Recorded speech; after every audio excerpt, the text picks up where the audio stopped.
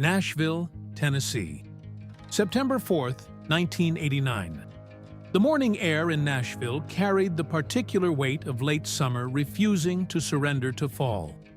The sky above Music Row sat pale and indecisive, caught somewhere between the blue of a good day and the gray of something heavier pressing in from the west.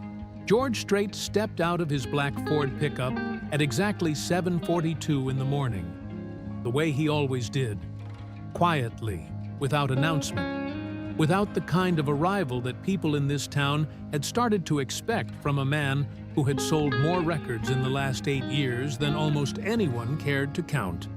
He wore what he always wore: Wranglers, a plain white shirt, and his cream-colored resistol hat, the one with the slight crease on the left side from where he had set it on the dashboard too many times during long drives. His boots made a familiar sound against the asphalt of the parking lot outside Harrington Sound Studios, a 2-story brick building on 16th Avenue South that still had the faint ghost of a previous business name painted over on the east wall. He had been coming to this building for 6 years. He knew every corner of it. The way the air conditioning in Studio B hummed slightly flat, the way the front lobby always smelled of old coffee and cigarette smoke filtered through the ventilation system, the way the third step on the staircase to the upper floor creaked no matter how carefully you placed your foot. He knew this building the way a man knows a place he has worked hard inside of. But this morning, as he pushed open the glass front door and stepped into the lobby, something felt different in a way he couldn't immediately name. It wasn't a bad different, not exactly. It was the difference of a room where someone has moved the furniture just slightly. Everything's still there, still recognizable, but the angle's wrong in a way that makes you feel faintly off balance. "Morning, George." The receptionist, a young woman named Patty Ouellette, looked up from behind her desk with the particular brightness of someone who has had 2 cups of coffee and is genuinely pleased with the morning so far. She had been working the front desk at Harrington Sound for 3 years, and in that time, she had developed the habit of watching people's faces when they walked in, reading them the way some people read weather. "Morning, Patty." He smiled at her. The real smile, not the one he kept in his back pocket for photographs and award shows. "Dale in yet?" "About 20 minutes ago." She hesitated just a fraction of a second, the kind of hesitation that a less observant person would miss entirely. "He's got some people with him." George absorbed this without comment. He nodded once, set his hat on the small hook near the door that had been installed specifically for him 3 years ago after he had left his hat on a studio chair and someone had sat on it, and made his way down the corridor toward the large conference room at the back of the building. He could hear the voices before he reached the door. Not the words, just the cadence, the energy of people in the middle of something they found important. He recognized Dale Harrington's voice immediately. That particular baritone with the Texas drawl he had never quite lost, despite 20 years in Nashville, carrying the forward momentum of a man making a point he had already made several times and intended to make again. There were 2 other voices he didn't recognize. Younger, faster. He knocked once and opened the door. Dale Harrington rose from his chair with the practiced ease of a man who had spent 4 decades managing the dynamics of rooms. He was 61 years old, broad in the shoulders, and thicker now around the middle than he had been when George had first shaken his hand at a small venue in San Marcos in 1975.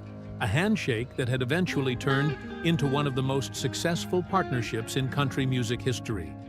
His silver hair was combed back neatly, and he wore a sport coat over a plaid shirt, in a combination that somehow worked entirely because of the confidence with which he wore it. "George." He extended his hand. "Good. Sit down. I want you to meet some people." The 2 men at the conference table rose as well. They were younger, mid-30s, George guessed, both in sport coats without ties, both with the particular groomed energy of people who worked in cities and moved quickly between meetings. The one on the left had dark hair and the kind of earnest expression that suggested he genuinely believed in whatever he was about to say. "George Strait, this is Preston Aldridge," Dale said, gesturing to the dark-haired one, "and Kevin Marsh. Preston runs A&R over at Mercury's New York office. Kevin is a producer. He's been working with some acts you might have heard of. The Gatlin Brothers, Restless Heart, a couple of others." George shook both their hands. Preston Aldridge's grip was firm in the way of someone who had been told that firm handshakes mattered. Kevin Marsh's was more relaxed, the grip of someone who spent more time listening in rooms than trying to own them. "Gentlemen," George pulled out a chair and sat down.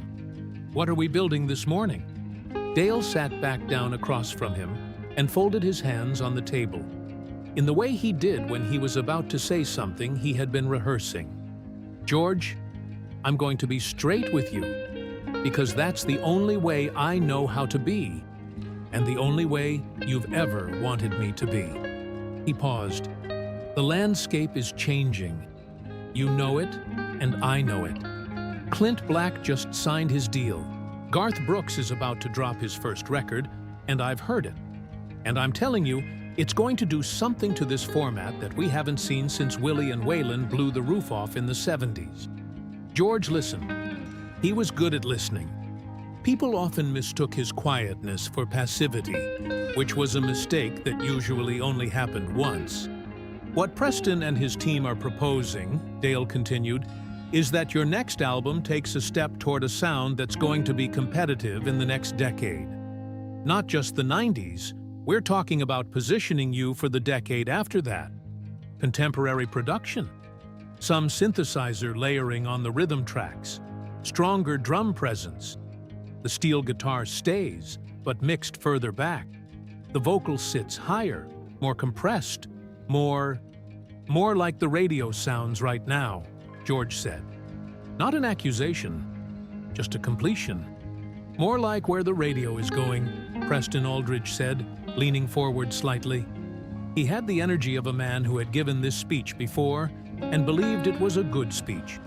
"George, with respect, and I say this as someone who has enormous respect for what you've built, the traditional sound has a ceiling. We've seen it with the numbers. The demographic that's driving record sales right now is 18 to 34, and that demographic responds to what sounds like everything else," George said. A brief silence settled over the table.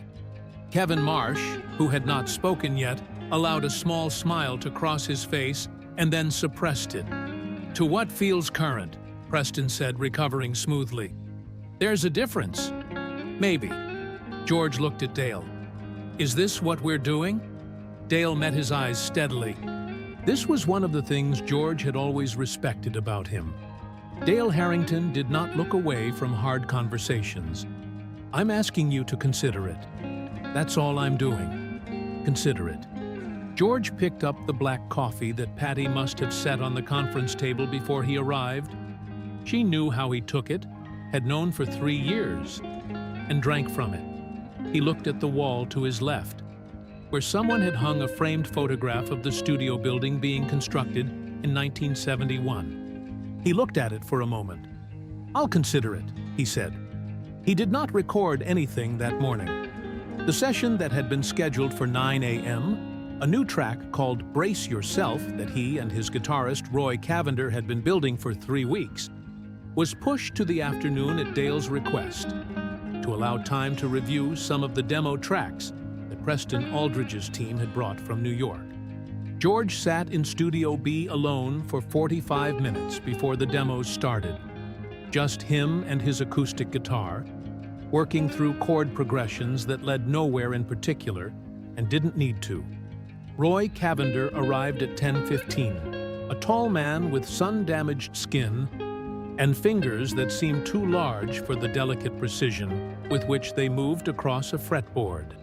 He was 53 years old and had been playing guitar professionally since he was 17, and he had been part of George's band, the ace in the whole band, for 9 years, He walked into Studio B, saw George sitting on a stool in the corner with his acoustic, and did what he always did in these situations.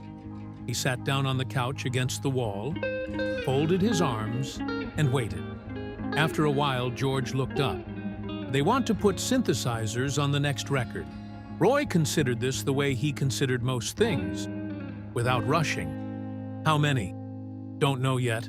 Enough to change what it sounds like. Roy was quiet for a moment. What did you tell them? That I'd consider it. That's not a no. No, George agreed. It's not. Roy picked up one of the spare acoustics leaning against the couch, settled it across his knee, and began playing quietly. An old fiddle tune from East Texas that neither of them had a name for, something Roy's grandfather had played. It filled the room with the particular warmth of something worn smooth by time and repetition, the way a river stone is smooth. George listened to it and felt, in some part of himself, he didn't have precise language for the exact nature of what he was being asked to give up. He didn't say anything about it. He didn't need to. Roy played the tune through twice and then set the guitar back against the couch. "What time are the demos?" Roy asked. 2:00. "Want breakfast?" "Yeah," George said. "Let's go." They went to a diner on Charlotte Avenue that George had been going to since his early Nashville years, a place called Hattie's with red vinyl booths and a breakfast menu that had not changed appreciably since 1974. The owner, a compact woman in her 60s named Hattie Beauchamp herself, brought their coffee without being asked, and asked about George's wife and kids in the direct, unsentimental way of someone who has known a person long enough to skip the preamble. "Norma's good," George said. "Kids are good. Your boy still playing Little League?" "He is. Hit a double last week, apparently." "Good." She nodded with satisfaction and went back to the counter. Roy wrapped both hands around his coffee mug and looked out the window at Charlotte Avenue, where the morning traffic moved with the particular Nashville unhurriedness of a city that moves slower than its ambitions. "You called Jimmy back yet?" George's expression shifted slightly. Not much, but Roy knew his face well enough to read it. "Not yet." "He called the studio too, George. Patty told me. Left a message Friday." "I know. That's twice in 2 weeks."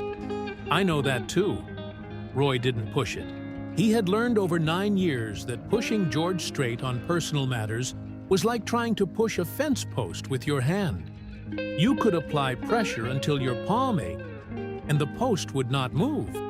Not because George was stubborn in the way of someone who didn't care, but because he processed things in his own time and his own order, and all the pushing in the world only made him slower.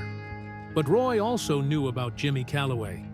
Everyone who knew George well enough knew about Jimmy Calloway, the boy from Poteet, Texas, who had been George's closest friend from the age of 8 until they were both in their mid-20s, and life had sent them in directions so different that the distance between them had become something neither of them had planned, and neither of them had quite known how to close. "He's having a hard time," George said finally to his coffee cup. "So, I heard. The ranch is in trouble. Hasn't been doing well for a couple of years. His wife left in the spring." George paused. "He's drinking again." Roy absorbed this. "What are you going to do?" George looked up from his coffee and out through the diner window at the street. A woman walked by with a small child who was trying to pull her hand free and run. She held on. "I don't know yet," he said. The demo session that afternoon was, in the careful language that George used internally for things he found difficult to sit through without reacting visibly, an experience. Kevin Marsh played 4 tracks from a portable tape deck connected to the studio monitors. The tracks were polished in the way that expensive production polishes things.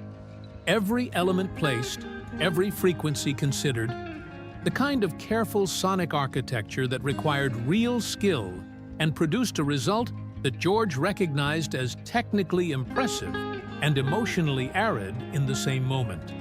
The steel guitar was there, as promised, but it sat in the mix like a guest who had been told to wait in the hall. Present, technically, but not in the room. The vocals on the demo tracks were a guide singer, someone Marsh had used in the New York sessions. The voice was fine. The production around it was the point. When the fourth track finished, Preston Aldridge looked at George with the expression of a man presenting evidence he considers conclusive. "I want your honest reaction," Aldridge said. "You do?" George said. "Absolutely." "All right." George looked at the monitor speakers as if he could still see the music in them. "It's well made. Kevin knows what he's doing. Anybody can hear that. The arrangement on the third track especially, the way the bridge builds, that's smart work." He paused. "But it doesn't sound like anything that happened because someone needed to say something. It sounds like something that happened because someone figured out what would sell. A silence. That's a distinction that the market," Aldridge began. "I know what the market does with it," George said. "I'm talking about what I do with it. What the people who come to my shows do with it." He leaned forward slightly. "There's a woman in Abilene, Texas, who has been to 11 of my concerts. 11. She drives 4 hours each way, and she cries every time I play Unwound, because her husband sang that song to her on their wedding night, and he died in a farming accident in 1984.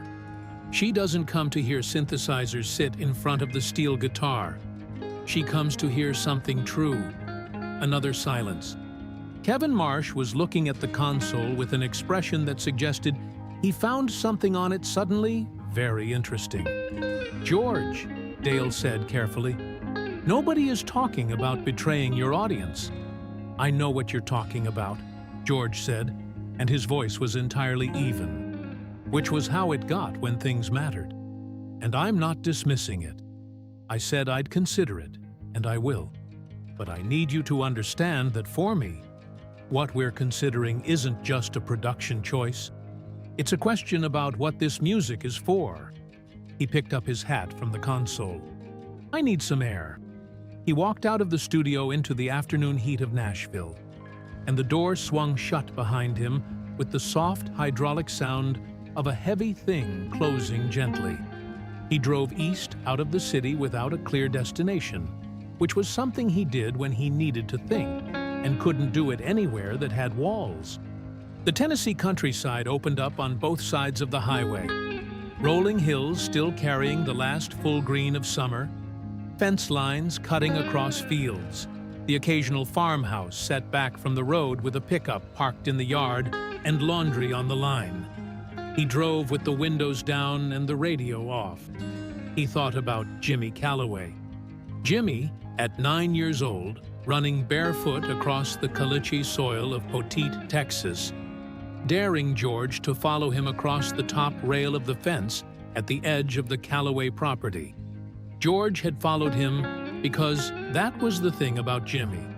You followed him not because he convinced you with arguments, but because whatever he was running toward seemed, in the moment, like the right direction. Jimmy had the quality that some people are born with and most people aren't. The quality of making ordinary things feel like they mattered. He thought about the last time he had seen Jimmy clearly. Not the brief, awkward reunion at a rodeo event 4 years ago. The kind of crossing paths that leaves both people slightly worse for the attempt, but the last real time, which had been 1979 on a summer weekend in San Marcos, when they had sat on the bank of the river and drunk beer and talked until 2 in the morning about everything and nothing. The way you can only talk with someone who has known you since before you knew yourself. That was 10 years ago. He pulled off the highway onto a county road and drove until the road ended at a metal gate above a dry creek bed. He got out and sat on the hood of the truck and looked at the creek and thought about silence. Not the silence Dale Harrington feared. The silence of a career going quiet, of relevance fading, of the market moving on. But the other silence, the silence inside a well-made song, the pause between the last chord and the applause, the half-second when a room full of people shares something they can't name. That silence was not empty. It was the fullest thing he knew how to make. He sat there for an hour and then drove back to Nashville. That evening, he called Norma from the kitchen phone and talked to her for 40 minutes about nothing important.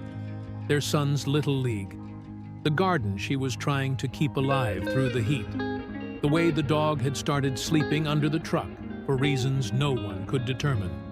He didn't mention the meeting with Aldridge and Marsh. Not yet. After he hung up, he stood in the kitchen for a moment, looking at the notepad by the phone. Jimmy's number was written there in his own handwriting, slightly smudged from being written in a hurry at some point he couldn't quite remember. He did not call it that night, but he tore the page off the notepad and put it in his shirt pocket. The Callaway Ranch sat 4 miles south of Poteet, on a county road that the county had not repaved since the mid-70s, and it showed in the way your truck suspension absorbed the drive. A constant low-grade conversation between the vehicle and the road's years of neglect.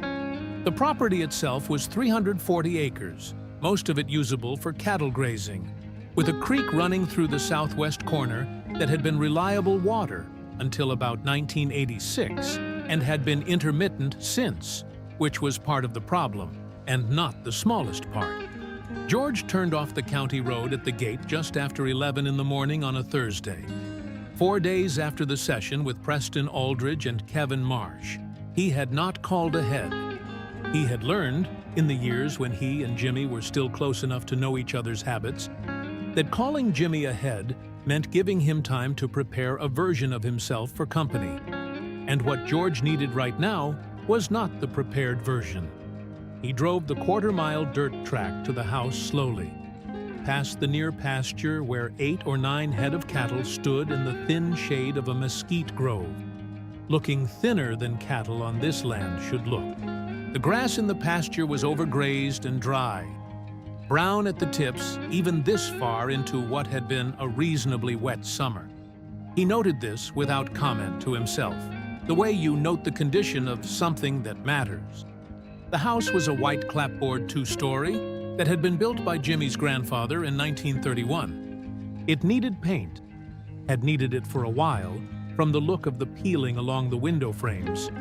But the structure was sound, and the front porch still had the 2 rocking chairs that Jimmy's mother had bought at a Floresville yard sale in 1968 and declared permanent fixtures of the property. One of them was occupied. Jimmy Callaway was sitting in the left rocking chair with a coffee mug in both hands, watching George's truck come up the drive with the expression of a man who is not entirely surprised, but is not entirely ready either. He was 42 years old and looked, in the flat morning light, like a man who had spent the last 2 years fighting something he wasn't sure he was winning. He had always been lean, but the leanness now had a different quality. Not the wiry toughness of a man who works land, but something more hollowed, like weight lost the wrong way. His hair was still thick, still the dark brown it had been since childhood, with only the beginning of gray at the temples, and he wore it the way he always had, slightly too long and not quite combed. He had 3 days of beard that George's wife would have described as the kind of beard that looks like a decision that hasn't been made yet. He watched George park and get out and come up the porch steps, and he said, "Took you long enough." George sat down in the right rocking chair without being invited, because the invitation was implicit in the fact that the chair was there, and he was here. And this had always been where they sat when they sat here. He set his hat on his knee. "Been busy," he said. "That's what I heard." Jimmy lifted his mug. "You want coffee? It's about 4 hours old, but it's still hot." "Sure." Jimmy went inside. Through the screen door, George could hear the kitchen, the sound of a cabinet opening, the pour of coffee, the specific acoustics of a house with fewer people in it than it was built for. He looked out at the front pasture, at the dry grass and the thin cattle, and then beyond the pasture to the flat South Texas horizon, where the land met the sky in the particular way it did in this part of the state. No drama, no mountain, no feature, just the clean, simple line of the earth ending and the sky beginning, which to people who grew up here was not emptiness, but clarity. Jimmy came back out with 2 mugs and handed one to George and sat back down. They drank their coffee in silence for a while, which was one of the things about them that had always been true. They had never been people who needed to fill silence with sound. Some friendships are built on conversation. Theirs had been built, in the beginning, on shared attention to the same things.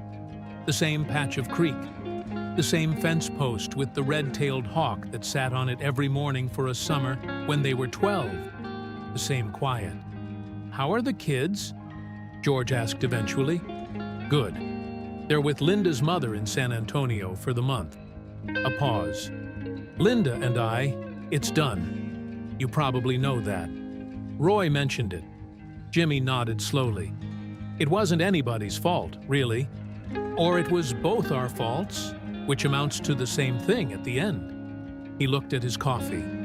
"She waited longer than she should have." George didn't press that.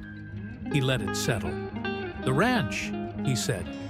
Jimmy made a sound that was not quite a laugh. "The ranch?" "Sue," he looked out at the pasture. "You can see it from here well enough. The numbers have been bad for 2 years. Beef prices went sideways in '87 and haven't fully come back. And the hay costs went up because of the drought year in '88. And I had to sell 12 head in the spring that I shouldn't have had to sell." He paused. "I've got a loan at First National that comes up for review in November, and I don't know if I can make the case they need to hear." "How much?" "Enough." Jimmy looked at him sideways. "I didn't ask you to come fix it, George." "I know you didn't. I asked you to come because—" He stopped. Started again. "I just needed to see a face I've known for a long time, that's all." George nodded. Outside, one of the cattle in the far pasture made the low, unremarkable sound that cattle make in the heat of the day. A sound so common to this landscape that it registered as silence. "I'm drinking too much," Jimmy said, with the flatness of someone stating a fact about the weather. "I know I am. It's not—" He turned the mug in his hands. "It's not like it was in '83 when it was every day and bad. It's not that. But it's more than it should be. And I know what direction that goes if I let it." "Are you letting it?" A long pause. "Some days." George looked at his old friend. Really looked at him. The way you look at someone when you've been not looking for a while and suddenly allow yourself to see clearly. He saw the tiredness. The specific tiredness of a man who has been carrying something alone long enough that he has forgotten what it felt like not to be carrying it. "I should have called sooner," George said. "Yeah, you should have. But there was no sharpness in it. You've got your life, George. A big one. I know that. That's not why I didn't call." Jimmy looked at him. "I didn't call because I didn't know what to say, and I figured that wasn't a good enough reason to call." George set his mug on the porch rail. "That was wrong." Jimmy was quiet for a moment. Then, "Well, you're here now. I'm here now." They sat with that for a while. A meadowlark called from somewhere in the front field. 3 clear notes and then silence. And neither of them mentioned it, but both of them heard it the way people hear things that seem to say something they already knew. They spent the morning walking the property. This was something they had done since boyhood, not for any particular purpose, not as inspection or inventory, but as a way of thinking together. Jimmy had always said that he could only figure out what he actually thought about something when he was moving, when his feet were doing the simple work of forward motion and his mind was freed from the effort of sitting still. They walked the east fence line first, where 3 posts needed replacing. Jimmy had the posts, he said, just hadn't gotten to the work. They walked down to the southwest pasture and along the intermittent creek, which had a shallow flow today, more than Jimmy had seen in a week. The willows along the bank were stressed, but surviving. A great blue heron stood absolutely still in the shallows 30 yards upstream, and they stopped walking without consulting each other, watching it until it decided they were close enough and lifted off with the deliberate slow wing beats of something that has all the time it needs. "I've been thinking about the back 40, Jimmy said, as they watched the heron clear the tree line. "The southeast section. It's been in grass, but it's not productive anymore. Wondering if there's something else to do with it." "Like what?" "Pecan orchard, maybe. Long term. My grandfather had a small one on the north side that did well until he let it go." He paused. "It's a 10-year investment minimum before you see real return. But it would diversify. And it's land that's not doing anything useful right now." George looked at the southeast section across the creek. A gentle rise of land with thin grass and good drainage from the look of the soil. "That's not a bad idea." "It's an idea," Jimmy said. "I'm full of ideas." "Ideas aren't the problem. Capital's the problem. Capital, and the bank, and the price of everything. And the fact that I've been making decisions for 2 years the way a man makes decisions when he's not entirely thinking straight." Jimmy said this without self-pity, which was somehow harder to hear than self-pity would have been. "I know what I've been doing. I'm just not always sure I've known in time." They came back around to the house by noon, and Jimmy made sandwiches in the kitchen. Plain white bread, ham, mustard. The kind of lunch that requires no thought and tastes exactly like what it is. And they sat at the kitchen table and ate them. The kitchen had the particular feeling of a room that had recently been reorganized by someone who was not entirely comfortable with the reorganization. Things put away, surfaces cleared, but in a way that suggested effort rather than habit. George noticed a small photograph on the refrigerator, held up by a magnet from a San Antonio hardware store. The photograph was from a long time ago, 20 years at least, from the clothes and the quality of the film.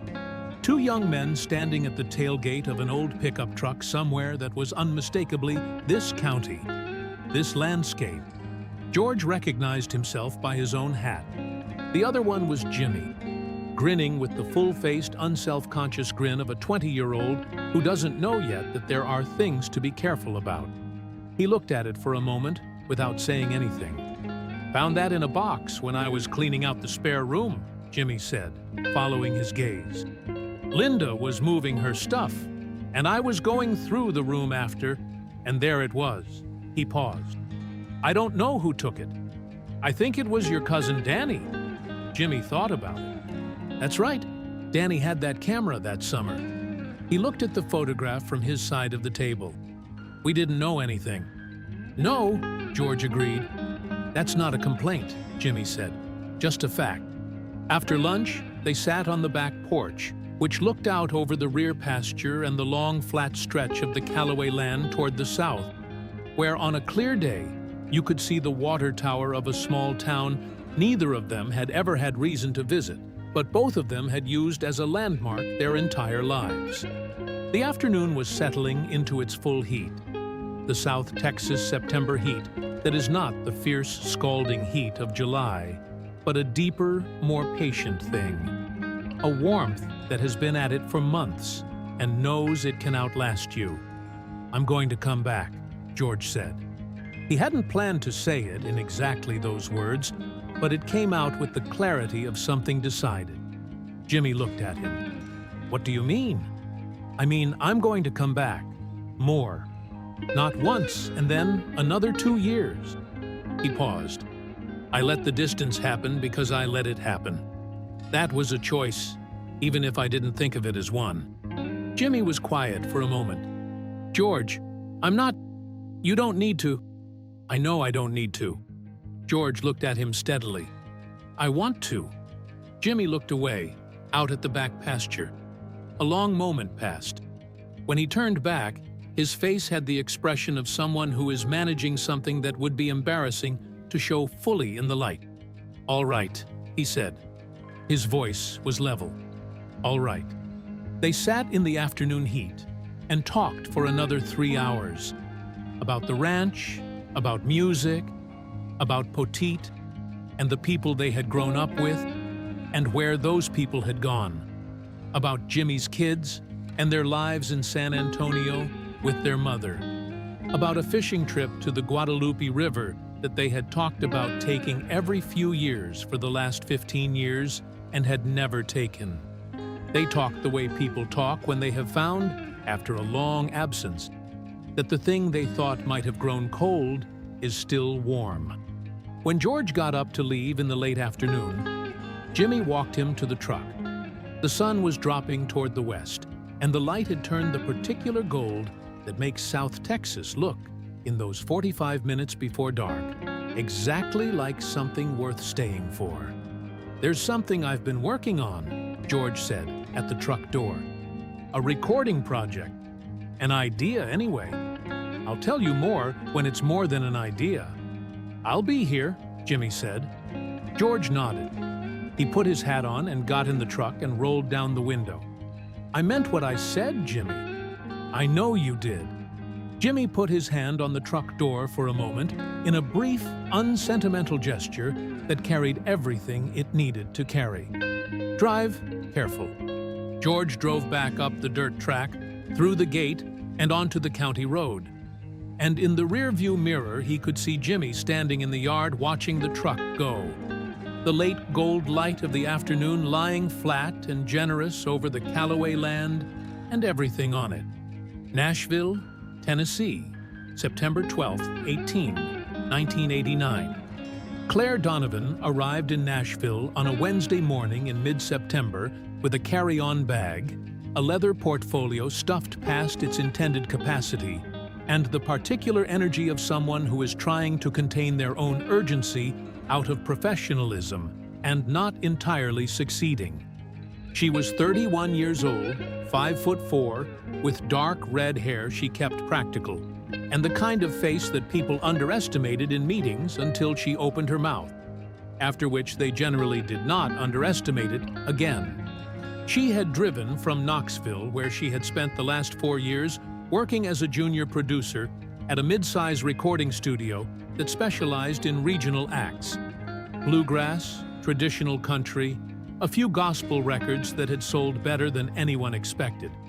Before Knoxville, she had studied audio production at Belmont University in Nashville, graduating in 1981 with the kind of academic record that causes professors to track what happens to a student afterward. What had happened was 4 years of doing good work in a place too small for it, followed by an idea so clear and specific that it had kept her up for 3 consecutive nights, and eventually produced a proposal document that was now in the overstuffed portfolio on the passenger seat of her car.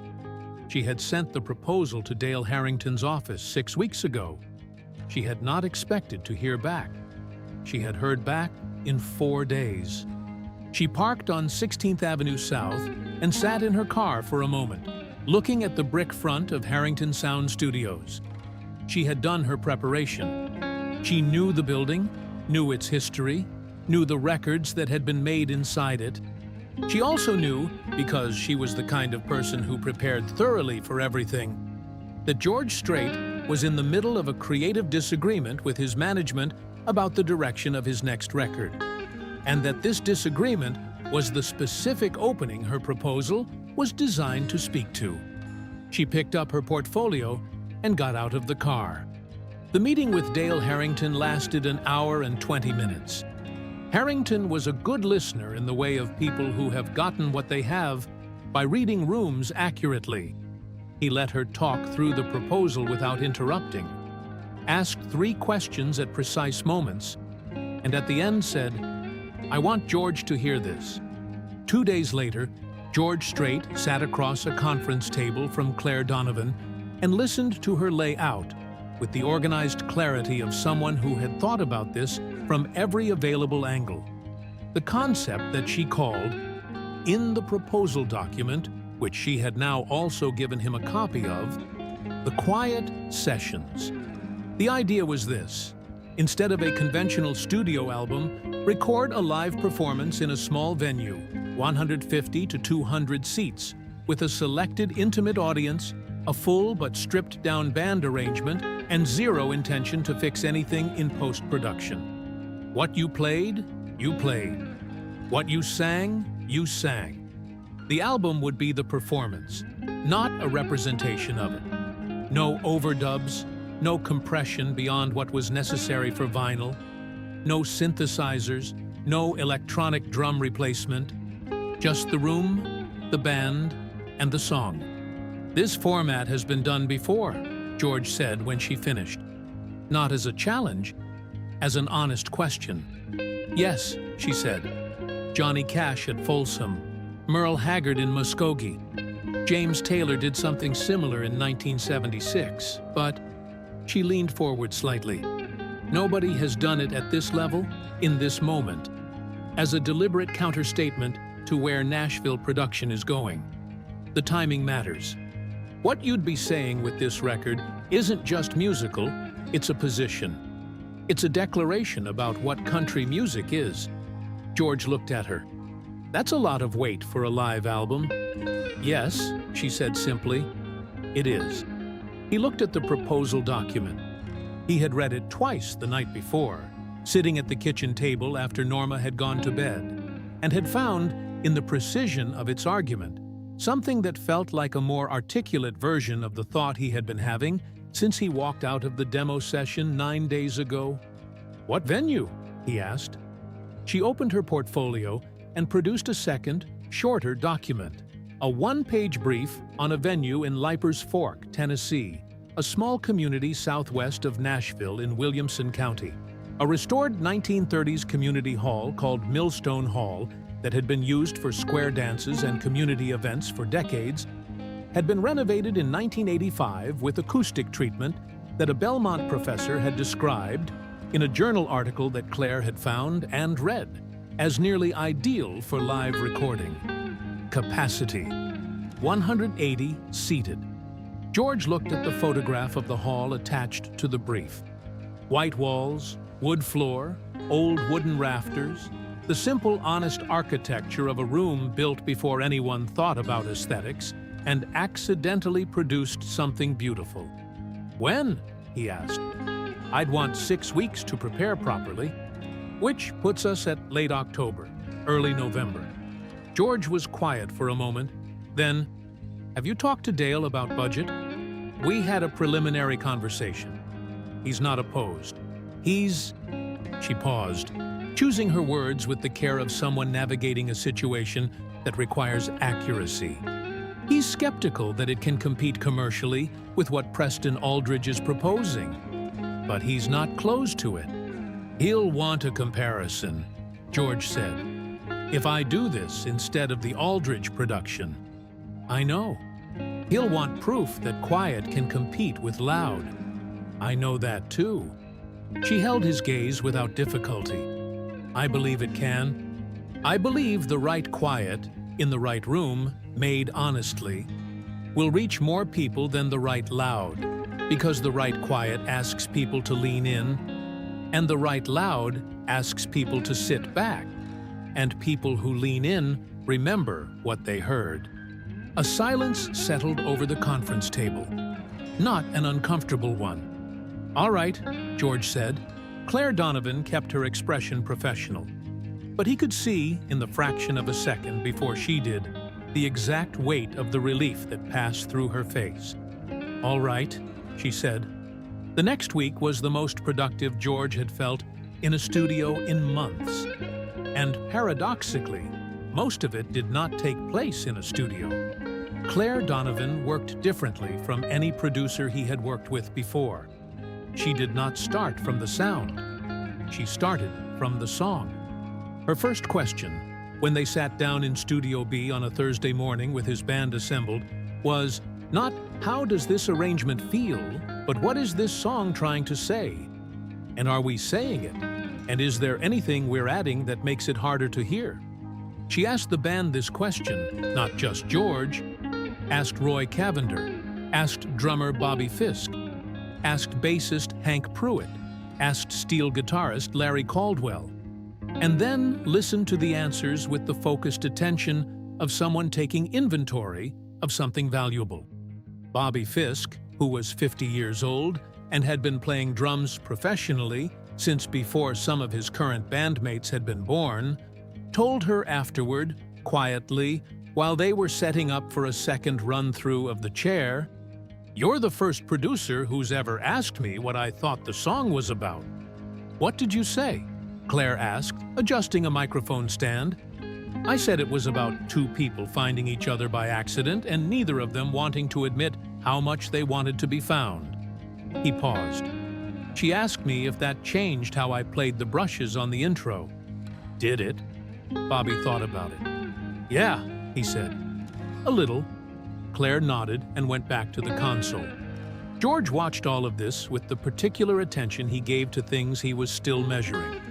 He had not fully committed to Claire Donovan's vision yet. Not because he doubted the quality of her thinking, which was evident, but because there was a difference between finding an idea compelling and being certain you could execute it.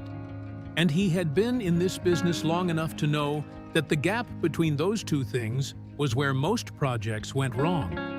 What changed his mind, or rather, what moved him from persuaded to committed, happened on a Tuesday afternoon when they were running through oceanfront property, a song he had been developing for the new record, a song about a man who is so completely landlocked in his life that he started to joke about owning oceanfront property in Arizona. George played it through once with the full band, the arrangement they had been working with for 3 weeks. Claire listened from the console. When it ended, she said, "Can you play just the first verse again? Just you and Roy?" George looked at Roy. Roy shrugged agreeably and adjusted his position. They played the first verse, just the two acoustics, no drums, no bass, no steel, just the two guitars and George's voice in the room. When it ended, Claire said nothing for a moment. Then, "You hear that? The room itself is a third instrument." Everyone was quiet. She was right. In the verse played with just the two guitars, the slight natural reverb of the studio space, the way sound moved off the walls and ceiling and came back a fraction of a second later, had added a dimension that the full arrangement, despite its competence, had been covering. The room had been singing quietly under all of it, and they had been too loud to hear it. Millstone Hall has that in multiples, Claire said. The acoustic treatment doesn't kill the room, it refines it. The room will be the third instrument on this entire record, if we let it. George looked at Larry Caldwell, who was looking at Roy, who was looking at his guitar the way he looked at it when something was landing correctly. He looked at Bobby Fisk, who was tapping one finger quietly on his thigh, not nervously, but with the rhythm of someone turning an idea over. "All right," George said, for the second time in 10 days. "Let's build this right." The conversation with Dale Harrington was harder. George called him on a Thursday evening from the house in Nashville. Norma was in the kitchen. The kids were doing whatever they were doing upstairs, and George stood in the hallway with the phone and said what he had decided to say. "I'm not doing the Aldridge production," he said, when Dale had answered and the pleasantries were done. A pause. "George, I'm doing Claire Donovan's project, the live sessions at Millstone Hall. I'm committed to it, Dale. I'm not looking for a conversation about it. I'm telling you what I've decided." A longer pause. "Preston flew in from New York specifically. I know he did, and I appreciate the work he put into the demos. Kevin Marsh is a talented producer, but that's not the record I'm going to make." He paused. "You hired me to make music that's honest. This is the most honest thing I know how to do right now. If I make a record that doesn't feel true and it sells well, That's a good quarter. If I make a record that's true and it connects with people, that's a career." Dale was quiet for a long moment. When he spoke again, his voice had lost the careful quality it had been carrying and had become the voice of the man who had been managing George Strait for 14 years and knew, when a decision had been made, what the productive choice was. "Claire Donovan's going to need full studio access and a budget," he said. "I know. And I want to be present at Millstone Hall. Not to interfere, to be there. I wouldn't have it any other way." A pause. "You're sure about this?" It was not quite a question. "Yeah," George said. "I'm sure." That weekend, his daughter came home from Austin, where she was in her second year at the University of Texas. Renee Strait was 20 years old, dark-haired like her mother, with the quality of noticing everything and filing it away that had characterized her since she was a child. She had her mother's directness and her father's patience, which was an unusual combination that manifested as the ability to say hard things without urgency, to observe them, carry them for a while, and then place them in front of the relevant person at the right moment. She arrived Friday evening, and the family had dinner together. The four of them, George and Norma and Renee and her younger brother Bubba, which was what everyone called him, officially George Harvey Strait Jr. And the dinner was easy, the good kind of family meal that happens when everyone is glad to be in the same place and has the good sense not to make it more complicated than that. Saturday morning, George was in the backyard when Renee came out with 2 coffees. She handed him one, and they stood for a while looking at the garden Norma had been cultivating all summer, with a focus that suggested she had needed the project. "Dad," Renee said. "Yeah, I want to ask you something, and I want you to not give me the answer you give reporters." He looked at her. "All right." She held her coffee mug in both hands and looked at the garden. "Are you happy? Like, actually? Not, I know you love what you do. I know you love music. I'm asking something different." She paused. "I'm asking if you're, I don't know, present in your life, not just in the career." A long silence. The garden in the morning light, the sound of traffic 2 streets over, a bird somewhere in the oak tree at the back of the yard. "That's a serious question," he said. "I've been thinking about it for a while." She turned to look at him. "You called Jimmy Calloway last week. Mom mentioned it. I know you went to see him." She paused. She was glad. I was glad. But it also made me think. It took you this long to go see your best friend who's struggling. And you're right here, Dad. You're physically in Nashville. You're home more than some people with your career. But sometimes she searched for the word. "You're somewhere else." He looked at his daughter, this person who had been watching him for 20 years, with the careful attention of someone who loves you, and therefore cannot look away from you clearly. "You're not wrong," he said. She nodded. She hadn't expected him to argue. "I just wanted to say it out loud." "I'm glad you did." She put her head briefly against his shoulder, the way she had done as a child, and then straightened and drank her coffee. "What's the music project?" she asked. "The one you're planning? Who told you about that?" "Nobody. You just have the look." He laughed. A real laugh, the kind that comes out without announcement. "What look?" "The look you get when you've decided something." She tilted her head.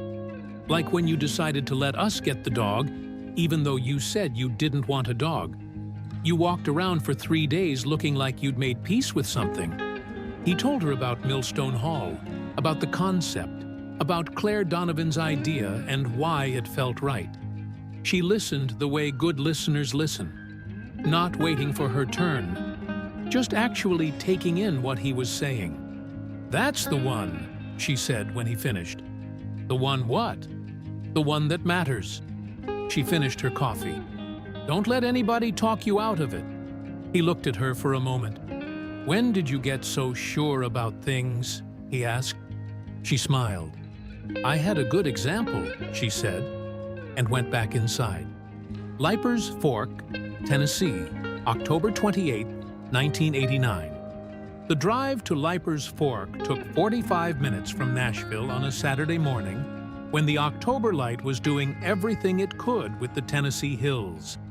The trees at full color, the reds and oranges and yellows so vivid against the clean blue sky that they looked like something deliberate, like the landscape had been planning this all year and was finally ready. George made the drive alone. He had made it twice before in preparation for today. Once with Claire Donovan and once with Roy Cavender. But this morning he needed to make it by himself, which was something he had learned about himself decades ago. Before something that mattered, he needed the time between where he had been and where he was going. Needed to be alone in the transition. Millstone Hall sat on a side road in Leiper's Fork, set back from the road with a gravel parking lot and 2 old oak trees flanking the front entrance, their branches still holding most of their amber leaves in the October light. The building itself was white clapboard, the same white clapboard as the Callaway Ranch house, he noticed, the same particular architectural honesty of structures built to be used and not to be looked at, which produced in both cases something worth looking at. Jimmy Callaway's truck was already in the parking lot. George had called him 2 weeks ago, a proper call, not a brief one, and told him about Millstone Hall, about Claire's project, about what he was trying to make. And then, without quite planning to, he had said, "I'd like you to be there for the recording. Just there. Doesn't have to mean anything except that you're there." And Jimmy had been quiet for a moment and said, "All right." He parked next to Jimmy's truck. Jimmy was leaning against the front of it with a coffee thermos and watching the door of the hall where people were moving equipment in and out. He nodded when George got out. "Morning," Jimmy said. "Morning." George looked at the hall. "How long have you been here?" 40 minutes maybe. Couldn't sleep." He offered the thermos. "Coffee. Already had 3 cups." "So have I. Doesn't mean the 4th won't help." George took the thermos and drank from it and handed it back. They stood together looking at the hall in the morning light. "How are you doing?" George asked. Jimmy considered this with the honesty he had always been capable of when pressed. "Better than a month ago. I've been going to a meeting in Petite, Wednesday evenings. Just started, but..." He paused. "It's helping. Being in a room with people who don't pretend the thing isn't what it is." He drank from the thermos. "The bank meeting is in 3 weeks. I've got an accountant helping me put together the case. The pecan orchard idea..." A small, careful smile. "Found a county agricultural program that does low-interest loans for diversification projects. My accountant found it, actually. I hadn't known about it." "That's something," George said. "It's something." Jimmy looked at him. "You know that thing you said in Petite about coming back more? I want you to know I took that seriously. And I don't take it seriously like a debt or an obligation. I take it seriously like it was true when you said it." George looked at him. "I meant it," he said. "I know you did." Jimmy tilted his head toward the hall. "So, let's go see what this place sounds like." The interior of Millstone Hall was, in person, exactly what the photographs had promised, and also more. The ceiling was 14 feet at the apex, wood-beamed in the old style, the beams darkened with age. The walls were plaster over wood lath, thick in the way of old construction, and the acoustic treatment that Claire's Belmont professor had written about manifested as a subtle diffusion of sound. Not dead, not echoey, but alive in the specific way that very few rooms are alive, where sound behaves as though it is aware of the room and wants to be in it. Claire Donovan was already there, of course, had been there since 7 a.m., overseeing the setup with the focused precision of someone whose idea this was, and who therefore owned every decision, She wore her hair pulled back and a flannel shirt over a work t-shirt and moved around the room with the efficient purposefulness of someone who had been thinking about this day for months and was now simply executing the plan she had already made. She greeted George when he came in, greeted Jimmy briefly. She had known about him. George had told her something of the situation, and she had the sensitivity not to make it more than it was. And then took George to the center of the floor where the main microphone position had been set. "Stand here," she said. He stood there. "Talk," she said. "About what?" "Anything. Just talk. The light coming through those windows looks like late afternoon even though it's morning," he said, looking at the tall windows on the west wall. "I don't know why." Claire was at the monitor board, nodding slowly, listening through the headphones around her neck. "There it is," she said, mostly to herself. "There's the room." She looked up. "George, this is going to be the best-sounding record you've ever made." He believed her. The audience arrived at 2 in the afternoon. Claire had worked with an event company in Nashville to select the 180 ticket holders from a process she described to George simply as people who love the music, not people who love the event. There were no industry guests in those 180 seats, no label executives, no radio programmers.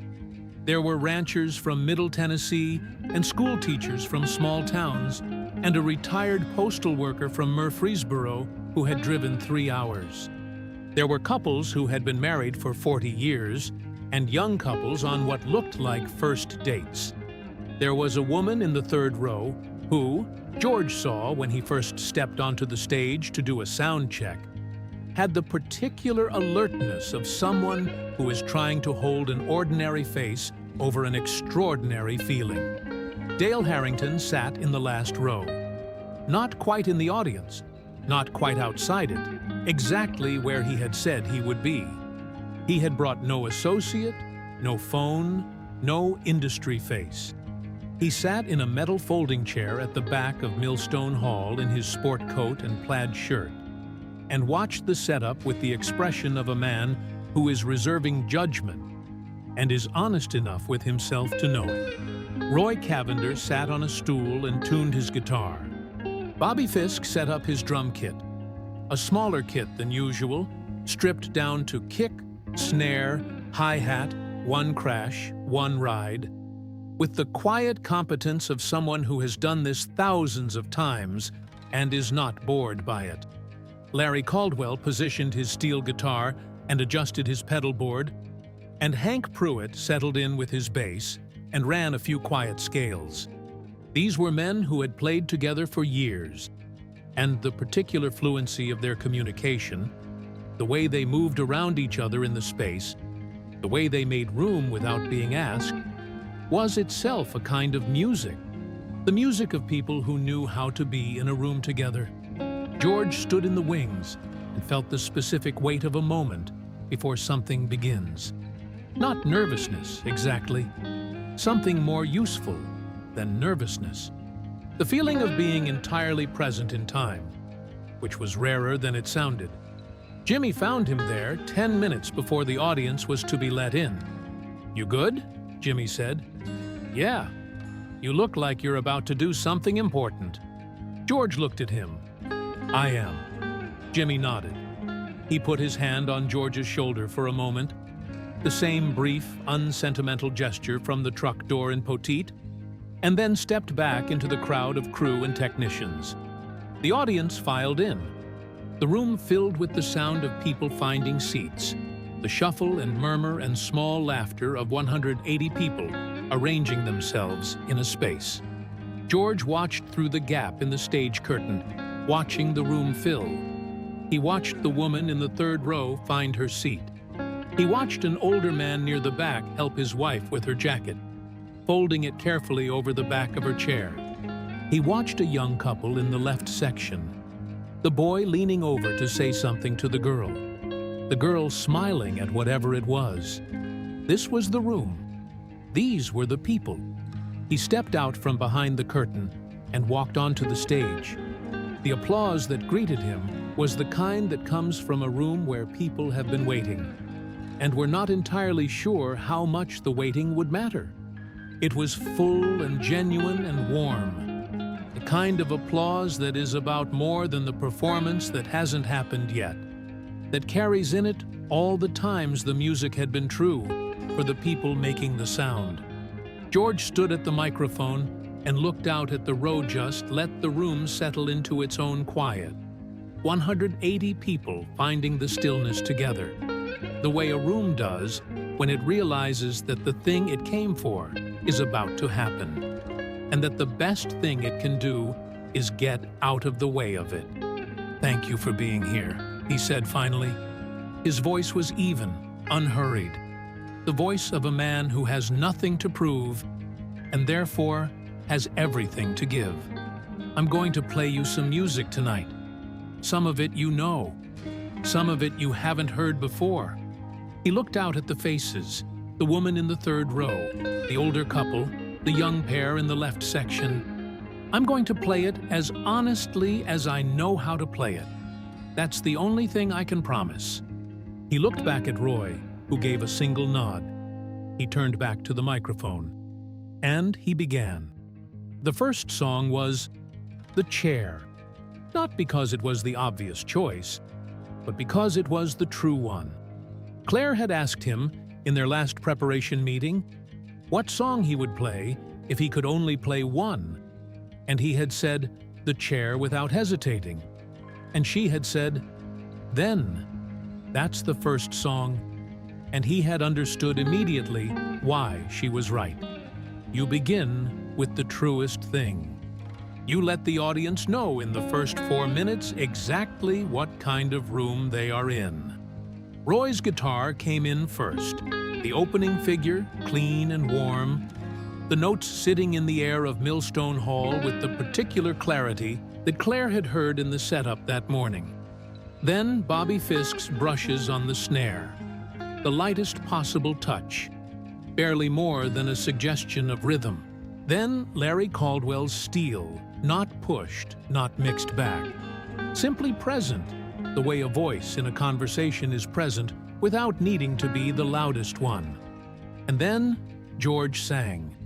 The room responded in the way rooms respond when a song does what it promised to do. Not with noise, but with the collective stillness of people paying attention with their whole bodies. He could feel it from the stage the way you can feel weather changing. A shift in the quality of the air, the particular density of 180 people doing the same thing at the same time, which was listening. He sang it through, and when it ended, the silence before the applause lasted almost 3 full seconds. 3 seconds in which 180 people breathed and felt, and did not yet reach for the social response, because they were still inside the thing. Then the applause came, and it was the warm, full applause of people who have been given what they came for. And George stood in it for a moment and felt it land.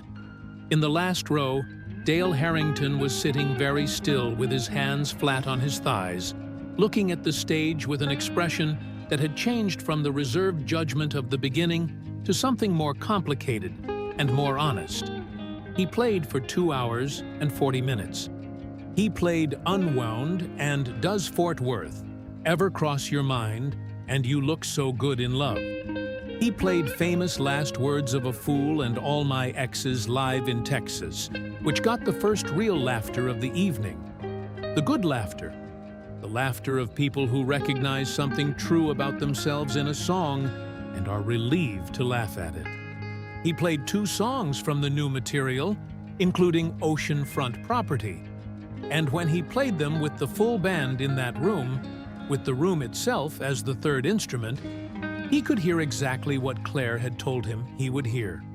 The songs opened up, became larger than their arrangements, became what they were underneath the production. Just the feeling and the truth of the feeling, and nothing between the feeling and the room.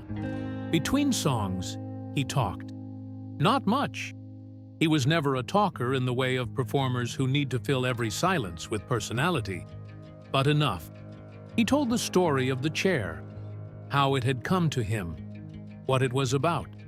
He said something about Fort Worth that made the people from Texas in the room laugh in the specific way that people laugh when a place they love is named. He said, "I've been making records for a while now, and somebody smart told me recently that the right quiet can reach more people than the right loud, because people who lean in remember what they heard." I think she's right about that. I think you leaning in right now is the reason this music is what it is. In the wings, Claire Donovan stood with her headphones on and her eyes closed and her arms folded, tracking every signal on the board in her mind, feeling the room through the monitors the way a surgeon feels through instruments. Not removed from it, but concentrated on it. Every part of her attending. Midway through the second hour, George played a song nobody in the room had heard before. He hadn't told the band about it until sound check that morning, when he had pulled out a handwritten lead sheet and passed copies around. It was a song he had been writing in fragments for 2 years and had finished, in its essential form, sitting on the back porch of his Nashville house 3 nights ago after his conversation with Renee. It was called What the Silence Holds, and it was about a man who has confused being busy with being alive, and the slow, difficult journey back to himself. Not through any dramatic revelation, but through the accumulation of small, honest moments. A conversation on a porch, a drive through the country, a room full of people who are leaning in. He played the opening chord, and the room went to the particular quality of stillness that a new song produces. The stillness of people who don't know the words yet, and are therefore listening harder. He sang, "I've been loud in every room that asked for it. I've been present at the table and gone. I've been standing in the light of everything I've built, and missing everything that keeps the light on." The room was absolutely still, but there's a silence that's not empty. There's a quiet that's not lost. There's a space between the notes I've been leaving out that might be worth the cost. In the third row, the woman George had noticed earlier had her hand over her mouth, not performing it, just containing it. In the last row, Dale Harrington had put his elbows on his knees and was looking at the floor, and then looking at the stage, and then looking at the floor again, with the expression of a man who has been shown something he didn't know he needed to see.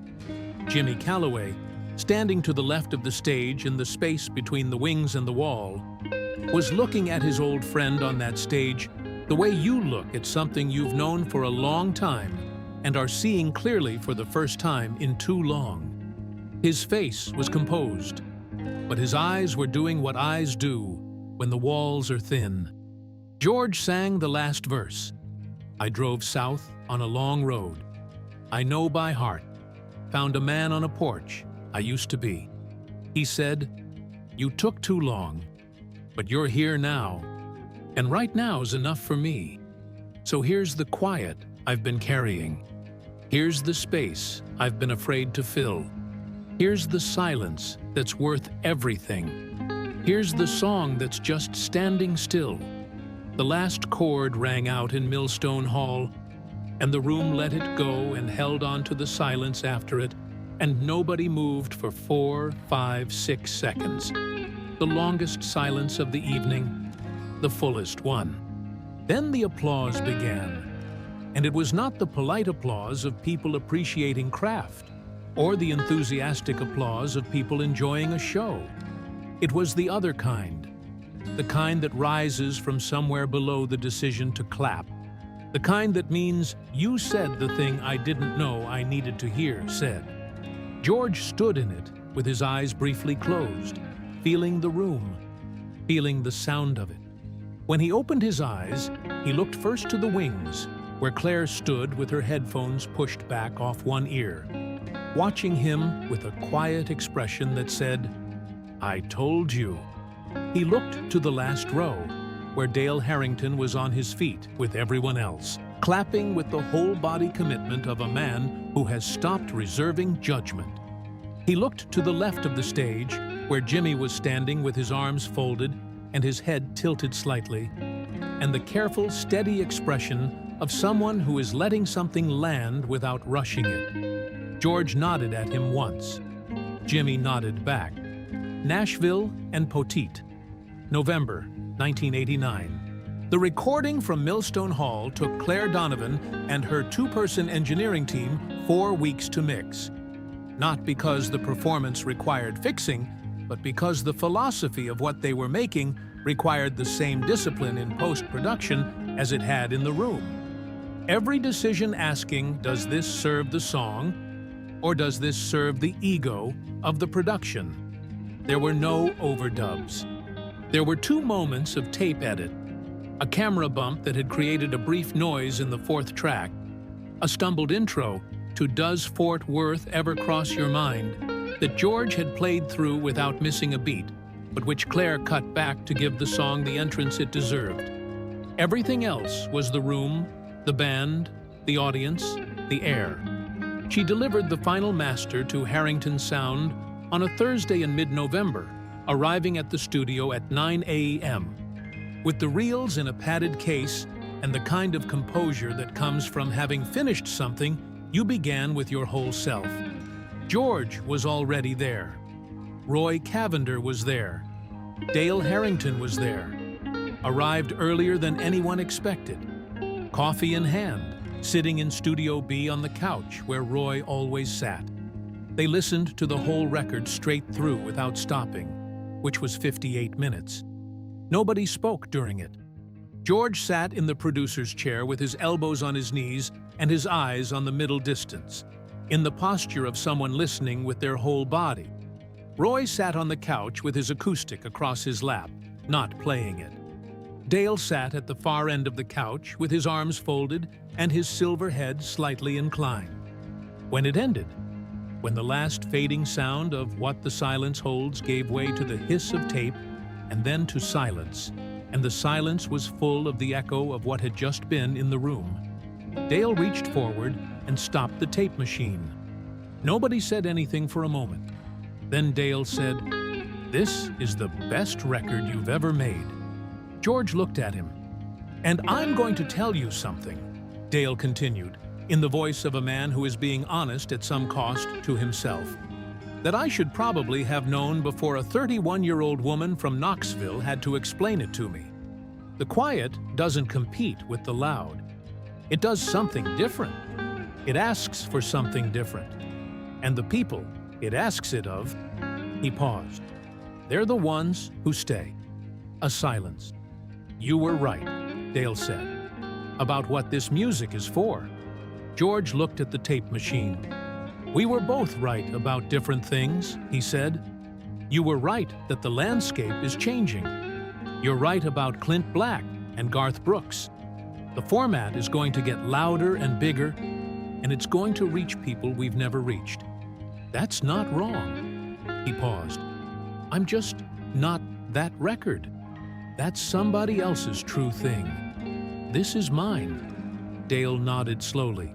"And a true thing from you is worth more than a polished thing from you. I knew that. I just got—" He made a gesture with his hand that encompassed the meeting with Preston Aldridge, the demos, the anxiety of a market shifting, afraid of the wrong things. Roy Cavender on the couch was looking at his guitar. "It happens," Roy said mildly. Dale looked at him. "Does it?" "To everybody," Roy said. "Even people who should know better." A silence. And then Dale laughed. A real laugh. The kind that releases something. And then Roy laughed. And then George. And the laughter moved through Studio B, the way music moves through a room when the room is right. Preston Aldridge flew back to New York on a Friday at the end of October, before the Millstone Hall recording had been mixed and delivered. He was professional about it. Called Dale, said he respected the decision, said the door remained open if circumstances changed. He was someone doing his job well, and the job was not wrong. even if it was not the right job for this particular artist. George held no resentment toward him. Aldridge was reading the market accurately. He was just reading a different artist. Kevin Marsh called George directly, which surprised him. He left a message at the house.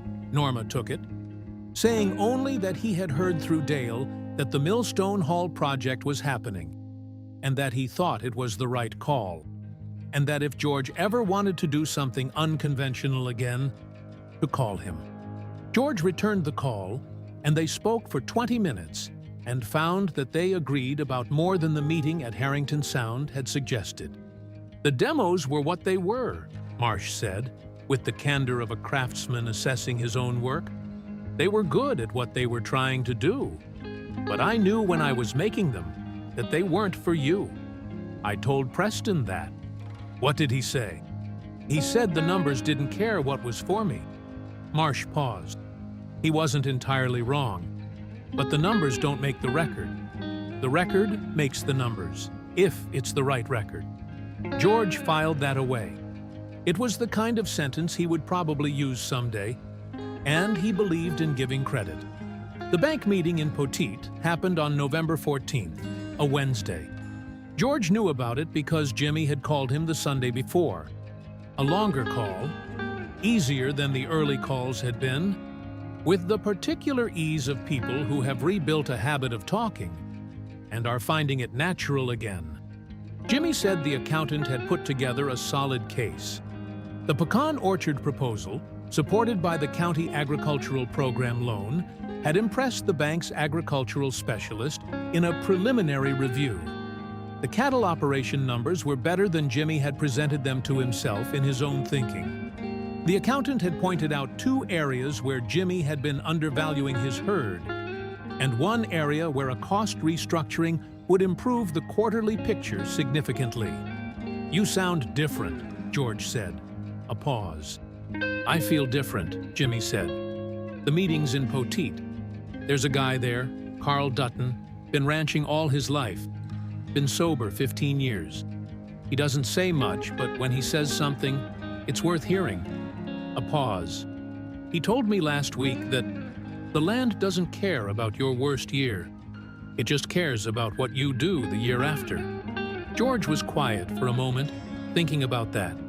"That's a country song," he said. Jimmy laughed. "You can have it." The bank meeting went well. Not perfectly. The loan was approved with conditions, a modified repayment schedule, and a quarterly review for the first year. But the conditions were workable, and the pecan orchard project was approved for the county program. Jimmy called George that evening from the kitchen of the ranch house with the voice of a man who has survived something and knows it. "We're still here," he said. "You're still here," George said. "The pecan trees won't produce for 10 years. That's all right. I know it is." A pause. "Carl Dutton says it takes 10 years to build the thing worth keeping." I think he was talking about the orchard. "Maybe," George said. "Maybe not only." Renee came home for Thanksgiving, as she always did. And on the Wednesday evening before the holiday, she and George sat in the kitchen after everyone else had gone to bed. She had a cup of tea. He had his final coffee of the day, the one Norma routinely told him he shouldn't have, and he routinely had anyway. "I heard the record," Renee said. He looked at her. "Claire gave you a copy?" "I asked Dale. He said it was fine." She wrapped both hands around her tea. "Dad." "Yeah." What the silence holds. She looked at him. "I know what that song is about." He looked at his coffee. "I'm not asking about it," she said. "I just want you to know that I heard it. And Mom heard it." She paused. She didn't say a lot about it, but she listened to it twice in one evening, which is what she does with things that matter to her. He looked at his daughter and felt, with the clarity that sometimes comes in quiet kitchens late at night, the full weight of what was in the room, the years, the distance covered, the distance still to go, the particular love of a family that is not perfect and is entirely real. "I'm working on it," he said. being more here." She nodded. "I know you are. I can tell." "Can you? You called Jimmy. You went to Poteet. You made a record that's actually about something true." She smiled. The smile that had been her mother's smile since she was 3 years old. "You're figuring it out." He looked at her for a moment. "You know, your grandfather used to say that the only thing worse than making a mistake is making it slowly." Renee tilted her head. "What does that mean in this context?" "It means I've been figuring it out slowly," he said. "But I'm figuring it out." She reached across the kitchen table and put her hand briefly over his. "That's enough," she said. "That's actually enough." The album, titled At Claire Donovan's Suggestion and George's Agreement, What the Silence Holds, Live at Millstone Hall, was released in February 1990, on a Tuesday, the way records were released. It entered the Billboard country charts at number 4 in its first week, which was not the highest chart debut of George Strait's career, but was, as Dale Harrington noted in a phone call to Preston Aldridge, that he later described to George with some satisfaction, considerably better than the reception a synthesizer-heavy production would have received from the country radio programmers who were, that particular winter, in the middle of a conversation about what the format was and wanted to be. What the Silence Holds, the song, was released as the lead single.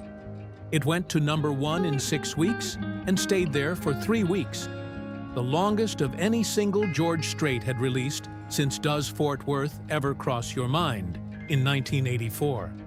But the number that mattered most, in the accounting that George kept privately and never discussed in interviews, was not on any chart. It was the number of letters that arrived at Harrington Sound over the following 4 months. Letters from people in small towns and rural counties and mid-sized cities across the country. Letters that said versions of the same thing in many different ways, which was, "I heard this song, and it said something I needed to hear said." He read every one of them. He didn't answer all of them. There were too many for that, but he read them. Norma found him at the kitchen table on a Sunday morning in March with a stack of them, reading one, and she sat down across from him and didn't say anything, just poured herself coffee and sat there while he read, which was the kind of companionship that doesn't require language because it already has everything language is trying to be. Claire Donovan went back to Knoxville after the mixing was delivered, collected her things from the studio where she had worked for 4 years, and moved to Nashville permanently in January 1990. She rented a small apartment on the east side of the city and started taking meetings. Within 3 years, she had produced 4 records that critics described variously as masterclasses in restraint, and proof that Nashville doesn't have to be loud to be heard. She and George remained collaborators, and, in the way of people who have made something true together, friends. She never produced a record with synthesizers. Roy Cavender played the Millstone Hall recording for his teenage daughter on a Saturday morning, at home in Brentwood, Tennessee, the weekend after the master was delivered. He played her the whole thing, and at the end she said, "Dad, that sounds like a room where everybody told the truth at the same time." He told George this story the following Monday, and George was quiet for a moment and then said, "Tell her she got it exactly right." Roy told her, and she was pleased in the way teenagers are pleased when adults confirm that they understood something correctly, with a careful nonchalance that does not entirely hide the pleasure. On the last Saturday of November 1989, George drove back to Poteet. No purpose, no meeting, no plan. Just the drive he had made once in September, and had meant when he said he would make again. He arrived at the Callaway Ranch in the late morning, and Jimmy was in the near pasture replacing one of the fence posts that had needed replacing in September. He had a post hole digger and a new cedar post, and the dirt on his jeans and boots that indicates actual work being done. He saw George's truck come up the drive and finished tamping the post down before he walked over to the fence line to meet him. "No call ahead this time either," Jimmy observed. "You said you'd be here." "I did." Jimmy looked at him. "You want to help with the other 2 posts?" "Yeah," George said. "I do." They worked the fence line through the morning, not talking much, just the work, the physical, simple, honest labor of replacing what had worn out with something new. The click and tamp of post hole diggers and the solid sound of a cedar post going into South Texas ground. The October sky above Atascosa County was the particular clear blue that South Texas gets after the summer heat has finally stepped back. And the light was good on the land, and the land was still there, the way it is always still there, patient and indifferent and full of what you put into it. At noon, they sat on the tailgate of Jimmy's truck and ate the sandwiches Jimmy had made that morning. White bread, ham, mustard, unchanged, and drank water and looked at the fence line they had fixed, and the pasture it contained, and the land beyond it, stretching south toward that water tower that neither of them had ever had reason to visit, and both of them had known their whole lives. "You know what I was thinking about this morning?" Jimmy said. "What?" "That summer, we were 12. That red-tailed hawk on the fence post." George smiled. "What made you think of that?" "This." Jimmy gestured at the fence posts, the land, the sky. "It's all the same. Everything changes, and it's all the same."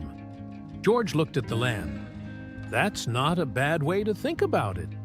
It's the only way that makes sense to me." Jimmy finished his sandwich. "Carl Dutton says the land is patient. It doesn't keep score. You can leave it and come back, and it treats you the same. Is that true?" "More or less." Jimmy looked at him sideways. "People are harder. People remember." "Yeah, but people can also decide not to keep score." A pause. "If they want to." George looked at his old friend in the November light of South Texas. This man he had known for 34 years. This man who was still here on this land he had inherited and was fighting to keep. Who was fighting something harder than the land inside himself, and doing it one Wednesday evening at a time. Who had kept a photograph on his refrigerator from a summer when they were young, and the world was the size of a county road and a river and a fence post with a hawk on it. "I don't keep score," George said. "I know," Jimmy said. "Neither do I." They sat in the noon warmth on the tailgate and finished their water and didn't say much else, and the land lay quiet around them under the blue November sky. And somewhere in the southwest pasture, the intermittent creek was running today, which was one more small good thing in a season of small good things, adding up to something that felt more and more like it might be enough. In Nashville, in Studio B at Harrington Sound, the tape of Millstone Hall sat on a shelf in its labeled box. 58 minutes of a room where 180 people had leaned in together, where the quiet had done what Claire Donovan had said it would do, where the space between the notes had turned out to hold more than the notes themselves. The record would go on to win the CMA Album of the Year in 1990. George Strait would later describe the recording process in an interview in 1992 as the time somebody convinced me to stop filling the silence and start listening to what was in it. The interviewer asked if he knew what was in it. He thought about it for a moment. "Everything that matters," he said. "Everything I almost drowned out." The interviewer asked what he meant by that. He smiled. The real smile, not the one for photographs. "I mean the people," he said. "I mean the land. I mean the friend you should have called sooner. I mean the daughter who tells you the truth. I mean the room full of strangers who came to hear something honest and deserved to get it." He paused. "The silence holds all of that, if you let it." "I almost didn't let it. I'm glad I did."